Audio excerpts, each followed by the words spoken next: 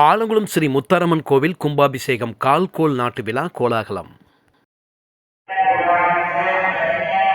தென்காசி மாவட்டம் ஆலங்குளம் பழைய காவல் நிலையம் அருகே உள்ள பிரசித்தி பெற்ற ஸ்ரீ முத்தாரம்மன் கோவில் ஜீர்ணோதாரண அஷ்டபந்தன மகா கும்பாபிஷேகம் விழா வருகின்ற ஜூன் மாதம் 14ஆம் தேதி தொடங்கி வரும் 16ஆம் தேதி திங்கட்கிழமை காலை 9 மணிக்கு மேல் 10:30 மணிக்குள் அஷ்டபந்தன மகா கும்பாபிஷேகம் நடைபெற உள்ளது.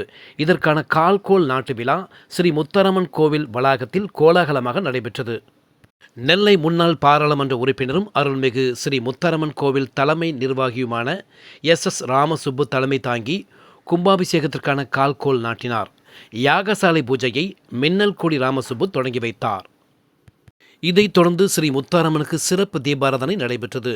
இந்த கால்கோள் நாட்டு விழாவில் எஸ்.வி. அன்புராஜ், ஓய்வு ஆசிரியர் புலவர் சிவஞானம், வள்ளிமகால் அண்ணாவி ஆறுமுகம், நத்தம் குமார், தமிழரசன், சொரிமுத்து, எஸ்.எம்.பி. மயில்ராஜன், கனியம்மாள், எஸ்.ஏ.எஸ். மயில்ராஜன், மாரிமுத்து, எஸ்.எஸ்.ஆர். சொக்கலிங்கம், வி.ஜி.எஸ். கணேசன், ஸ்ரீ பத்திரகாளியம்மன் கோவில் நிர்வாகி முருகன், சுமோ சூரியன், கந்தசாமி, மோசை, சோனா மகேஷ், அன்பழகன், கோவில் பூசாரி மாணிக்கம் யோகேஸ்வரர், நடராஜன் உட்பட பலர் கலந்து கொண்டனர். இதற்கான ஏற்பாடுகளை கோவில் தலைமை நிர்வாகி முன்னாள் எம்பி எஸ். ராமசுப்பு, கோவில் ட்ரஸ்டி சுபாஷ் சந்திரபோஸ், எஸ்.ஜி.